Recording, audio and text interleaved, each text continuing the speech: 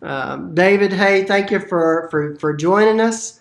For those of you who don't know who David is, David Talbert serves as the small groups pastor, right, at the Summit Church in Raleigh, in the Raleigh Durham area, and I'll kind of let him tell us a little bit more about that. But again, this is kind of fitting into the series of videos that we've been kind of producing for our small group leaders, just to kind of to learn and to grow. That's a desire for all of our small group leaders, that we continue to refine ourselves. And I think the way we do that is by doing it with one another. I think as to be reminded of what the author of Hebrews says in chapter 10, to let us consider how to stir one another up to love and good works, and so that's why I've asked David to join us today. And so David, just by way of introduction, I wanted you to kind of tell our people something about yourself, a little bit about your background, your ministry calling, and those kind of things. And I guess before you even do that, I think I'll say David and I were our college friends. We were in the same fraternity together, and so known each other for several years. Haven't been as connected over the past. How long has it been now, David? Since It's been a decade, man. Yeah, it's been more than a decade, really. So. Man, yeah, college seems so small in the rearview mirror at this point to me. It just seems farther and farther away. But anyways, so tell us about yourself. Tell us you're married, you got kids. Tell us about those kind of things. Yeah, Adam, man, thanks for having me. Leaders, thank y'all for taking the time to watch this. And I really want to affirm what Adam was saying, that you can't take your people in your groups somewhere that you haven't been. And so continuing to go back and think better about how to lead people, think about how better to grow as a disciple, think about how even just to position yourself in those settings where you are the primary ones leading other disciples to take their next step as being a disciple of Christ. Thinking about that moment is helpful for you to do it well and really open up and remove the distractions so the Holy Spirit can do what He really wants to do, because it's God's church, and y'all are. I always tell my leaders every time I speak to my small group leaders that you are the frontline missionaries and disciple makers in our community. You're the frontline missionaries because you're the ones who are leading the people who are going to go out into your community that are going to share the gospel with non-believers. It's not your pastor's job to do the work of the church. It is the members of the church's mission to carry out the vision that God has given for that church. And so you are the primary people who are mobilizing God's flock, God's sheep, God's missionaries to go into your community. And then you're also the ones who are primarily tasked with, Adam's kind of given this to y'all to help all of those people that are won to faith and that are already part of your church, that are already members, to grow as disciples. And that's just so exciting. I love it. That's what I've given my life to do. That's what Adam is here helping y'all do today. And so a little bit about me. I'm also from North Alabama, where y'all are living. I grew up a little bit south of where you are in Gadsden, Alabama. And like Adam said, we went to college together. And then my wife and I moved up to the Raleigh, Durham area for continued studies and all that kind of stuff. And we said we love, Sweet Home Alabama. We were going to be in North Carolina for 3 years, and then we're coming home.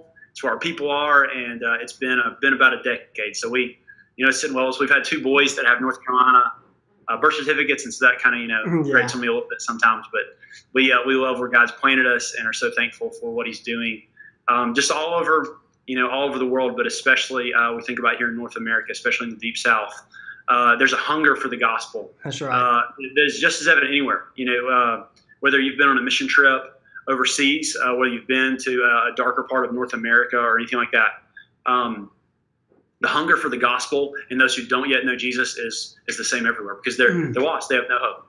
And That's right. God's the ones who are supposed to share that with them. And so, that's right. Anyway, so tell us a little bit about your background, because I know your story. I kind of know a little bit about your calling, even your vocational. So you went through a big transition. Tell our people about that, what that looked like. So, long story short, I was a pharmacist by vocation. That's what I did in college and grad school and stuff like that. And worked as a pharmacist for 5 years. Thought that God was calling me to be a bivocational pastor back in Alabama, and just through figuring out that whole transition, I ended up being on staff at a church here in North Carolina.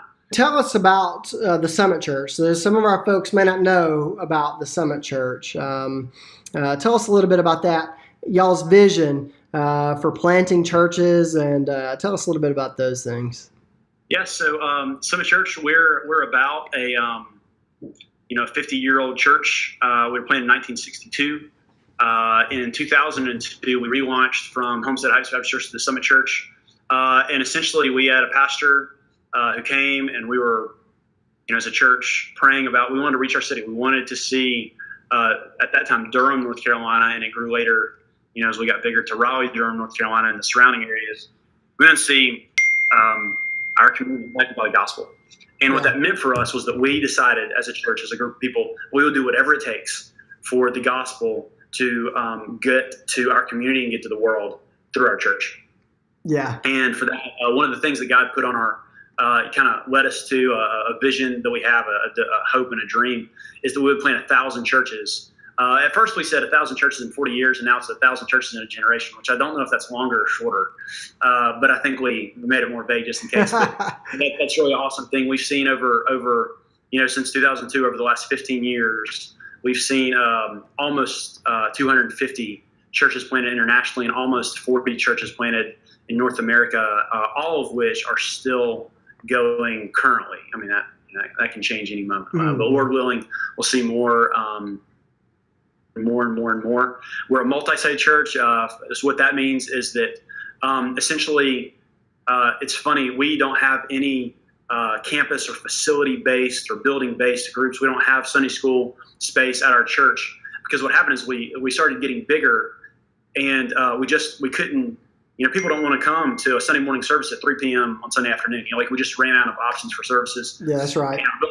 Small, and we didn't have the capital to build a building, so we sold our building and moved into a high school for a number of years and grew there, and then a building. And every time we've grown out of a space, we have left a small remnant of people that started out as like an overflow venue and things like that. And so now what multi-site means is we actually have 9 different locations where our church meets every week.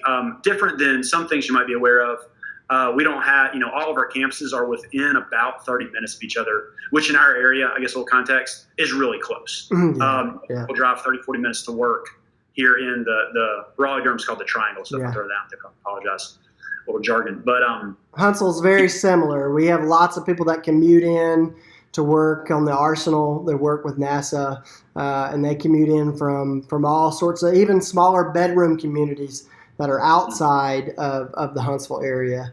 So I think our folks will be really familiar with what life is like doing those kind of things. So to just give you scale,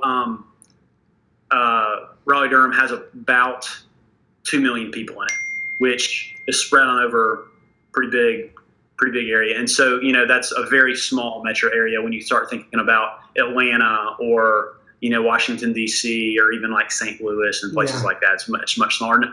Obviously New York, significantly different dynamics. We're a suburb community too, so we drive in.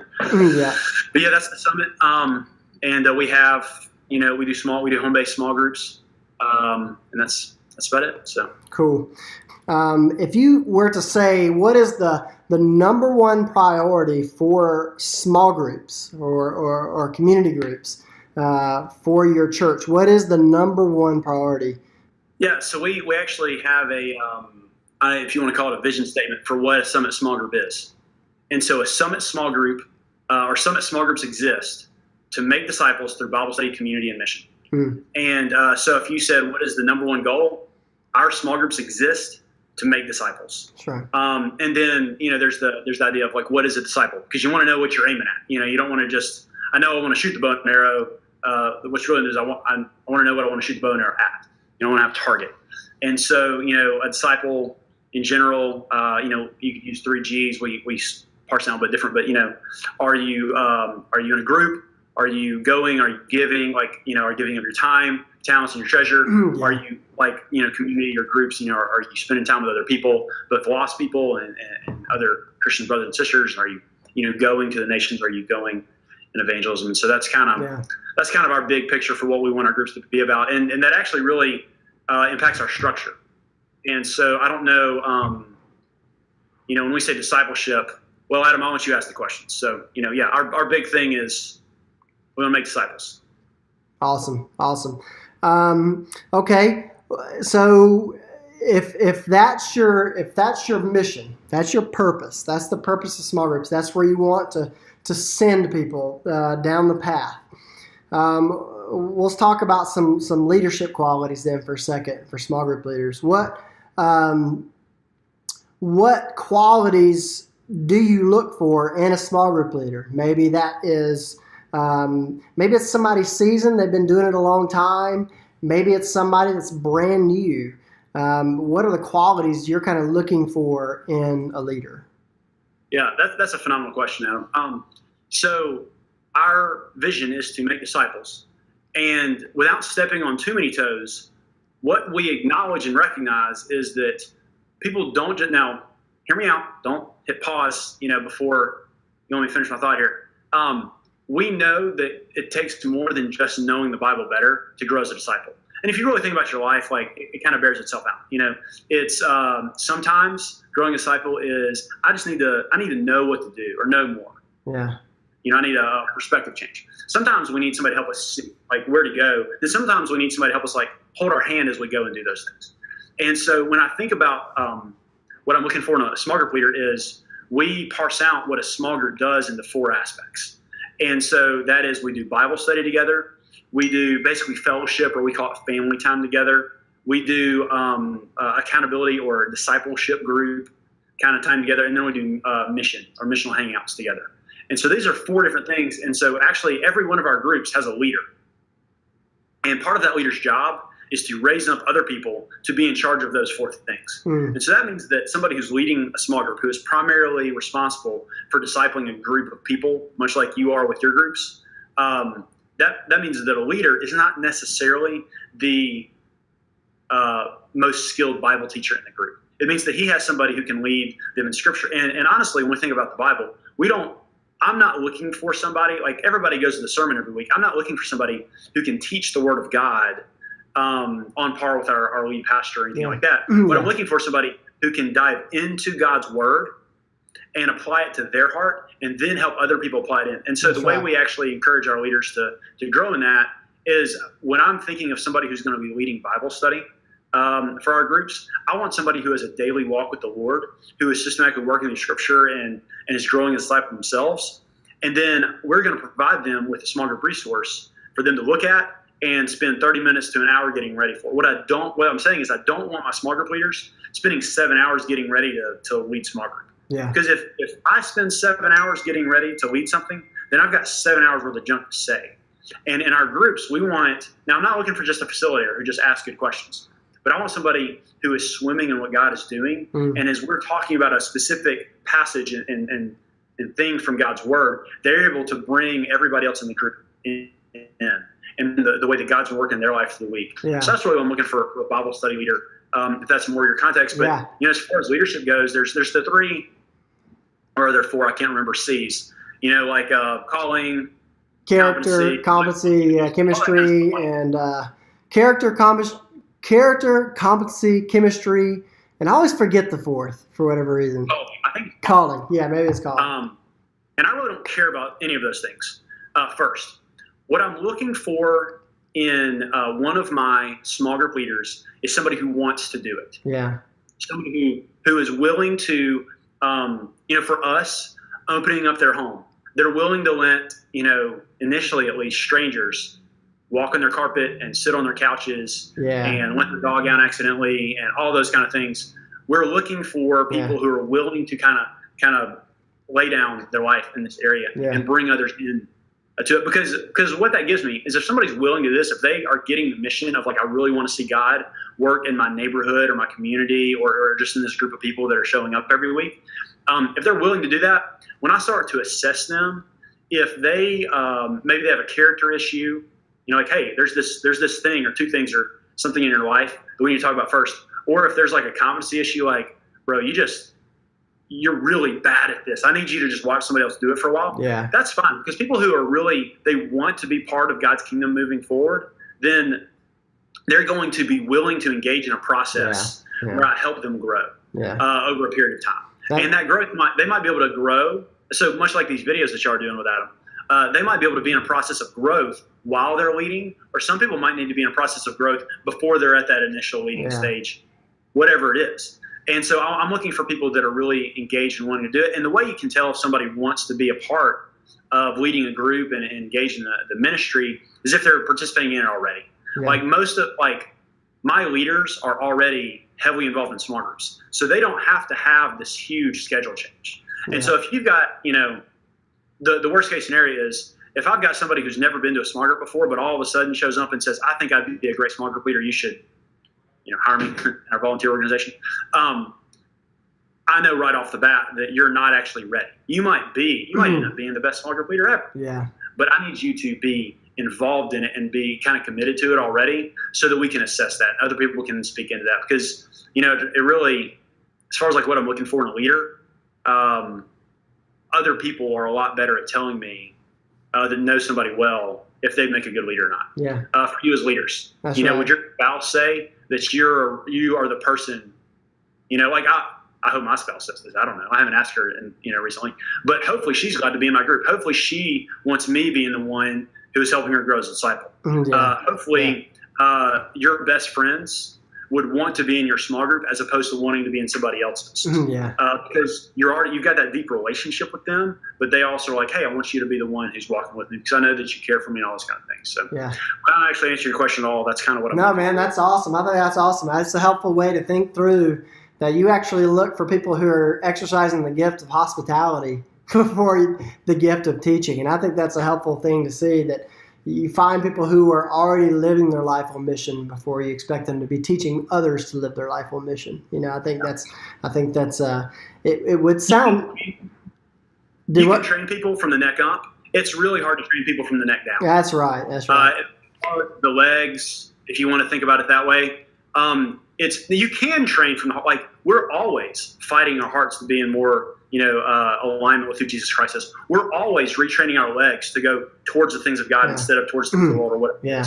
But as far as a leader, when you find somebody who's already got what you're looking for in the heart and their kind of desires and their legs, if we'll call it that, it's much easier to help their mind. So I've got a leader who I'm all in the small groups, and they think a small group is one thing. It's a lot easier to train somebody who wants to be a disciple maker. Oh, this is our strategy or system or our next study, or people whose hearts are in the right place are a lot more willing to kind of go with the flow in their minds. Yeah. In other ways. So not that we're looking for a ton of times, but you get what I'm saying. Awesome. Yeah, that's cool. All right. So then, and I think you sort of answered this a little bit, especially, and I think it opens into this next question, some of the things you were saying, but what makes a successful small group? Like when you look at a small group and you say, here's one that's doing well, here's one that can grow in, like what is it that you're looking at? What is a win for you? Like what is a small group win? And the things that you see as a win, those are the things you celebrate. And so, what are you celebrating? Like, what is a win for you?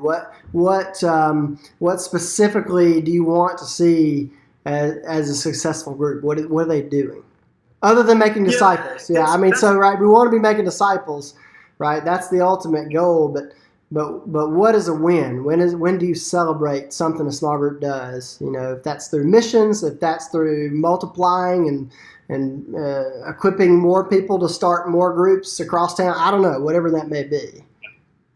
That's we celebrate. To answer that specific part first, we celebrate whatever we're trying to do that moment in the life of the church. Our groups are the discipleship. Like one of the ways we disciple people as part of the local body of believers, the church. And so if our church is going a certain direction, hopefully whatever our church is doing or wherever our church is going is because the people who are leading out and discipling are already doing it, or at least there's some examples of it. Yeah. Rarely should the vision of the church be like a weight that's swinging the rest of the church behind it. Like instead, like we want the weight to be the center of the church, and like, oh, we see the church going towards whatever that is. Yeah. If that makes sense. So we hopefully in our small groups, there's everything possible to celebrate at any given time. Yeah. Yeah. And we just pull different things out at different times. But as far as like what's a win for a group, I'm prone, everybody's prone, and you're prone to do this about your group, and Adam's prone to do this about all groups, and I'm prone to do this about when campuses groups or whatever it is, to use the smell test of like, it seems like things are going really well. Yeah. Like I remember, I'm still kind of prone to do this because I still have insecurity issues and the fear of man issues and people pleasing issues. That I'm forgetting that I'm a son of God and not an orphan that's trying to win somebody's approval. I'll still ask my wife after small groups. I'm like, hey, how'd that go? Was that good? We have good. Is that good? Did you like what I said? I'll ask you last. I do that very same thing too. I preached this past Sunday, and it's kind of like it's eating at me to ask my wife, who also went to seminary, right? So she has an ear for it. She knows what it's like, what a good gospel-centered message is, and so I always ask her. And you're right, it is. It comes from a fear of man more than it is a fear of God, and just trusting in the process of preparing and preaching, and so I totally understand that. Yeah, we're prone to want to how we feel about it be the primary determinant, or like some big win. Like somebody came to faith. Like somebody in your group led somebody else to Jesus, and now they're been baptized and part of the church. Like, yes, that's something you celebrate as the body, but sometimes we want to celebrate that group. And what we've tried to do is create ways to where we assess the health of a small group that is separated from specific celebrations of God moving actively in our church. And so what that means is that if anybody in a small group leads anybody to faith this week, then we all celebrate together. Because our standards of measurement have more to do with our faithfulness in what we're doing than specific wins. Yeah. Because I went through a season where for 4 years, nobody came to faith in my living room in our small group. And then over 2 years, we had 7 people come to faith. And what frustrated me is I literally didn't do anything different except for have another kid and feel like I was worse at life. Yeah. You know what I mean? And so, so that's just, it's humbling in a lot of ways. So the way we measure success is, I told you that first statement, Summit small groups exist to make disciples. So think your groups exist to make disciples. And we said through Bible study, community, and mission. Yeah. And so we created a calendar for our groups. We want our groups. I wish I had this graphic. I'll probably get it to Adam and maybe he could flash it up really big and give you a break from my face. Yeah. But we want our groups to be doing Bible study together 3 times a week, 3 times a month. I don't have the graphic in front of me either right now. So 3 times a month they're doing Bible study. Twice a month they're doing family time, or that fellowship thing I told you about. Once a month they're breaking out men and women and doing D group, and then hopefully once a quarter they're doing a missional hangout, which is essentially having get together, a party or something, whatever, and inviting their non-Christian friends and coworkers. That's awesome. So we gave them a calendar, and the way we assess if they're winning is I just ask them if they're sticking to the calendar, and we're at kind of a turning of the season right now. And so I've got a lot of data back from our groups right now. And, essentially 100% of our groups have studied the Bible. That's the easy thing.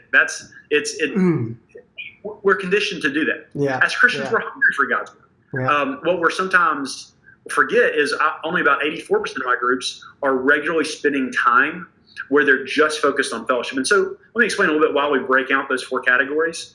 Our leaders felt like every time they got together, they had to study the Bible, do fellowship, hold one another accountable, and reach lost people. And our leaders felt all this pressure to do this all the time.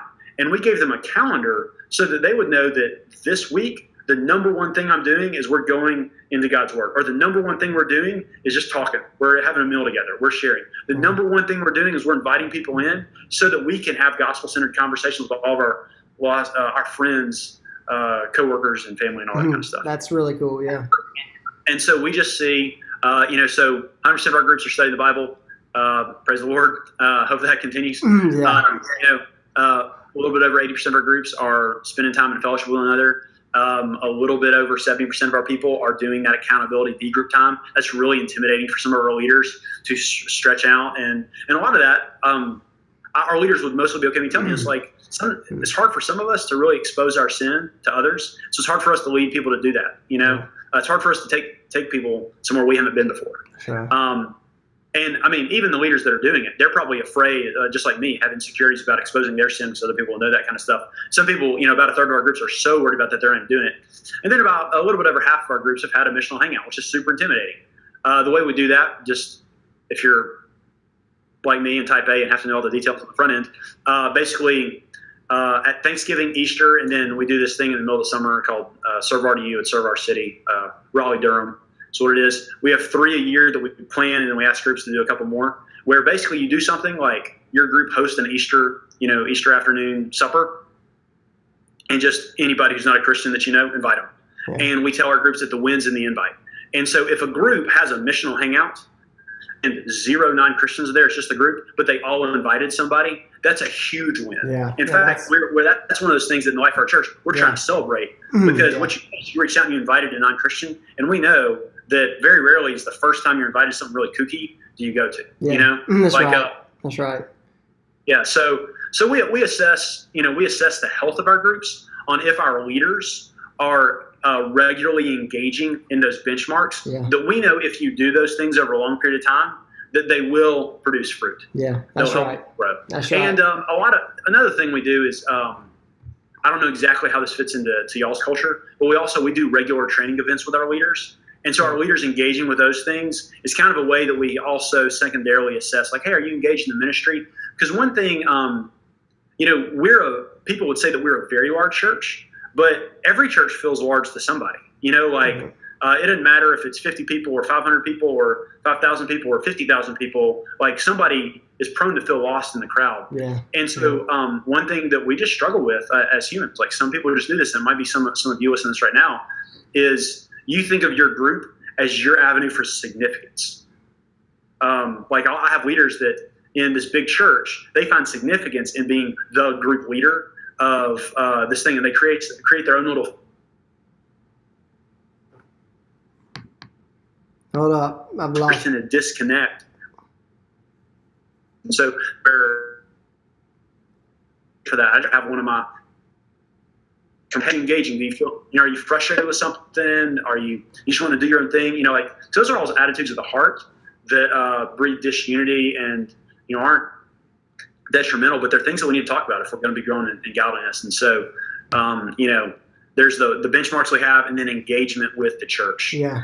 So that's awesome. Yeah. I don't know if, I guess, in your context, one big thing like Sunday morning attendance, because we do our groups in homes throughout the week.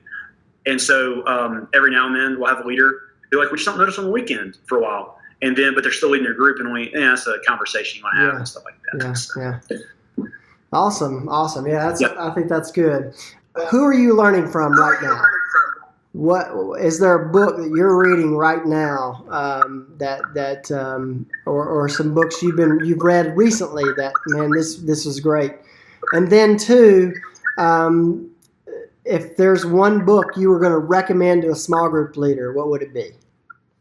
That's good. So I always feel bad with who am I learning from, because I'm a big advocate of education and I want to be a lifelong learner and all that kind of nerdy stuff. I like to learn through reading. I've got plenty of guys on my staff that prefer to learn through listening. So they listen to podcasts and radio and just whatever. There's a lot of ways to be a lifelong learner without getting up at 4 a.m. or staying up till midnight to read. That's not how it is for everybody. But continually thinking about those things is important. I try to do most of my learning from peers. There are plenty of people, there's always somebody smarter than you. There's always somebody smarter than me that we can learn stuff from. And so I want to graze on those things. But, and this is a little bit of a presumption that I have that you see play out in my leaders and other things. That's just kind of personality. But I really want to be learning from other people that are doing what I'm doing. Yeah. And so honestly, I just because of our church and things that are completely outside of me, I get to do events and engagements like this with y'all on a regular basis. And as people are asking me questions, normally because of the video format, I'm not doing so much, but I'm normally asking other people questions because honestly, we have the same, how do you get people in groups? How do you engage people in groups? How do you help people take next steps as disciples of Jesus? those are the questions everybody's asking, Yeah. and people who are really catchy write books about it, and people who aren't really catchy read books about it and hope to write books one day, or whatever. If they're humble, they just enjoy reading them. Yeah. But that's, so who am I learning from? I try and learn, one value that we have at the summit, we'll learn from literally anybody. Yeah. And what you have to learn in learning from anybody is you have to learn how to, chew the meat and spit out the bones. But when you're willing to learn from anybody, it just opens up this whole world of other helpful things. And it's not so much all wisdom is God's wisdom perspective of anything will become a godly principle. Mm-hmm. No, it's just in general, sharpening your mind. I recently read a book called Never Eat Alone by Patrick. No, that's not Lencioni. It's Farazi or something like that. Never Eat Alone is the name of the book. Completely not a Christian book. If I wouldn't even recommend it to a lot of people. But he talks about just some principles of building relationships. And I'm like, oh, that's really helpful. I need to remember it shaped me on the value, even from a secular perspective, of relationships. I also, reading a book, on leadership blind spots. And it helps me, I was thinking through categories of not only for me personally, but also for my leaders. How can I help shepherd them and things like that, and see ways that things that they're doing that they don't even know are negatively affecting the people they're leading. Yeah. Stuff like that. That book is called, I can't remember. I'm so bad about this. Yeah. But yeah, I learn from anybody in any way possible. I love learning from other people that are doing the ministry. Because, if you've ever wrote a book and you thought it was really awesome, but then you didn't know how to do it, it's because you can't do a book. You can't run a book. You can't play a book. Yeah. You can learn from a book. Yes, and then you have to go figure out how God is going to apply that to your context. And so, we do that in different ways all the time. Yeah, rarely ever do you ever take especially an informational book like what does small group leadership look like? What does having a healthy? A lot of times it's nuggets of information you take from it, and not like a template. That this is going to work exactly the same. I was thinking about, you were talking about the book about just how to build relationships with people and share meals with people. I was thinking about Steve Timmis has that book, A Meal with Jesus. And it's just that's exactly it, that you're just building relationships with the intent of just have gospel-centered conversations with them. And like you were talking about earlier, fruit will come out of being faithful, right? And so we just want to teach our people, you just be faithful, and God's going to take care of the rest. So as far as one book for your leaders. So I don't want to over spiritualize this, but there is one book that's going to be at the end of this. So I would like my leaders, the number one thing I want them just dousing themselves in is God's word. And then I want them to be reading things after God's word. I want them to be reading books of interest, like fiction, biography, stuff like that. Because the longer we're believers and the more we walk with just Christians, the more we create a perspective of just doing Christian things. Yeah. And I want my leaders to be able to be winsome to everybody in their group, and to have, it's not about Paul says, I became all things to all people so that some might be saved. But for our leaders, sometimes they just need to become more than one thing.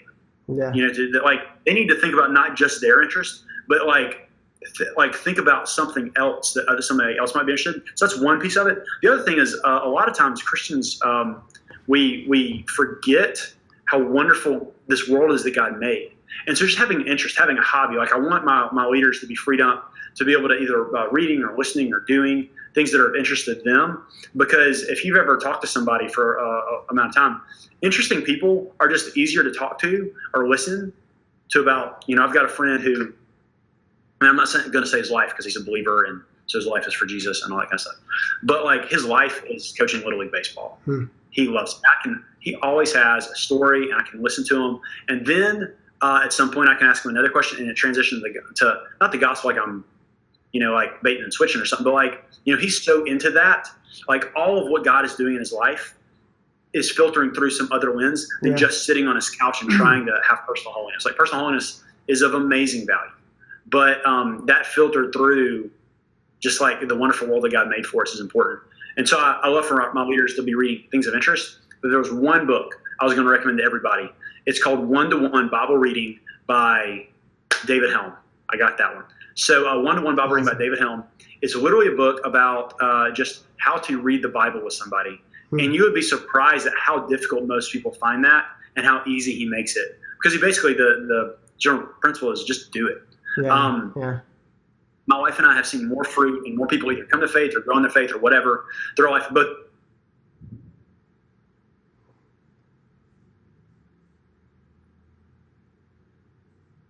back in before the vocational church world, like we're just normal people doing normal stuff, and we were engaged in the church.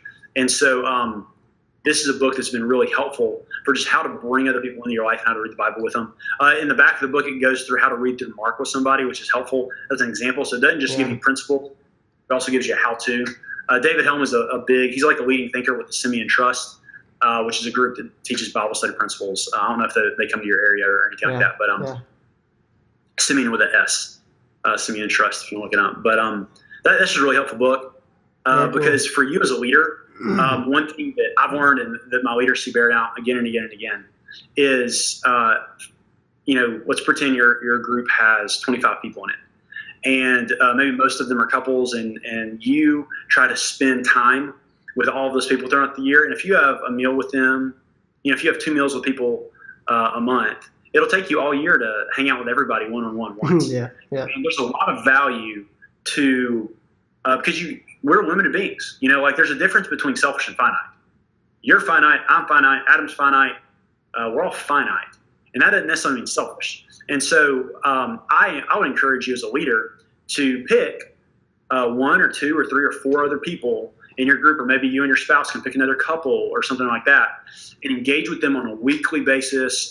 Weekly has the most return because it's so regular, but just sometime outside of church, and pour into them deeply, and do that for a year, and then kind of send them out to do that again, or 2 years, or whatever it is. Who knows where it'll go. But we've seen a lot more fruit from focusing specifically on people. And what we found is the rest of the group doesn't really mind, especially if we're turning people over and encouraging them to do it themselves. They get that you just don't have time because they don't have a whole lot of extra time either. They normally kind of a barstool Christian when you're like, oh, you meet weekly for another Bible study. But this book is really helpful in just like what it could look like to just not do anything special, not being a Bible scholar. It's literally just reading, John 1 this week, then John 2 the next week, then John 3, just kind of reading through the Bible with people, because the Bible's going to bring up the Bible is its own text. It's going to bring up all the issues and thoughts. And reading it with other people is so much more, for as insanely valuable as a personal devotional time with the Lord is, and all the books that have been written on to make it better, those are so great. New Morning Mercy, all kinds of books like that. They're phenomenal. Yeah. But being able to do that in a community with other people, but in a smaller group of people, is just really powerful. And so David Helm's book is great. There's another book, I can't remember the author, Iron Sharpens Iron. There's a book by C.J. Mahaney called Why Small Groups. Those are both just phenomenal resources for any and every leader or ministry leader to jump into and get just a phenomenal perspective on what God really wants from this thing. Awesome. There's a lot of books on strategy, and all that kind of stuff. I'm more of an engineer brain, and so I enjoy the nuts and bolts of stuff. But I get that, like, what God, God's not just about the bottom line, but He is about drawing all tribes, tongues, and nations to Himself. Yeah, and awesome. That's kind of the thing. Awesome. Yeah, I'll put the links to these books in the description area. But hey, David, man, I appreciate you taking some time with us today. Taking some time with me to catch up with you a little bit and see what's going on. Man, I hope give your bride and your boys some love for us, and we need to work on getting our boys together sometime. That'd be fun. We're potty training one right now, so he can't leave the house. Although we probably just do going outside. Yeah. Hey, can I pray for you and your folks real quick? Yeah, man, absolutely. God, thank you so much for your grace. God, thank you for saving me. I remember so acutely, especially when Satan is tempting me to despair. God, what you saved me from. And so, Lord, I pray for my brothers and sisters right now at Capshaw, God, that you would help them to know and love you. God, you tell us in 2 Peter 1 that you have given us everything we need for life and godliness according to the knowledge of your Son, Jesus. And so, Lord, would you help us press into knowing your Son, Jesus, and know that you have supplied the rest. God, we don't need to worry about tomorrow. We don't need to worry about if we're going to be successful in leading our Bible study. We don't need to worry about if our people are going to grow in faith. We don't need to worry about if our kids are going to grow up and go to college or trust in Jesus or, make it on a test or, get over their fear of bears, whatever it is. God, wherever stage of life we have us in, God, we know that you have satisfied us in Jesus Christ. And Lord, if you would come today or tomorrow or the next, we know that we can be secure in you. And so, God, I pray for these leaders that they would be, more than anything else, more than any strategy, more than anything else, they would be secured in the knowledge of knowing that, Jesus, you stood in their place. You lived the life that we all should have lived, but didn't. You died the death that we all deserve to die in our place. And God, when you rose Jesus from the grave, you sealed your approval on us. And so, God, I pray that we live as sons and daughters of you, King Jesus, and know that we have full acceptance, and that our work isn't what saves us, God. It's you. Thank you for saving us, Lord. And God, I pray that you would bless my brother Adam and these folks, and we love you. Amen. Amen. David, appreciate you, brother, tremendously. Let's catch up again soon. Looking forward to it. Less about business and more just catching up. Yep. Sounds good. Take care, brother. All right. Bye, man. Bye-bye.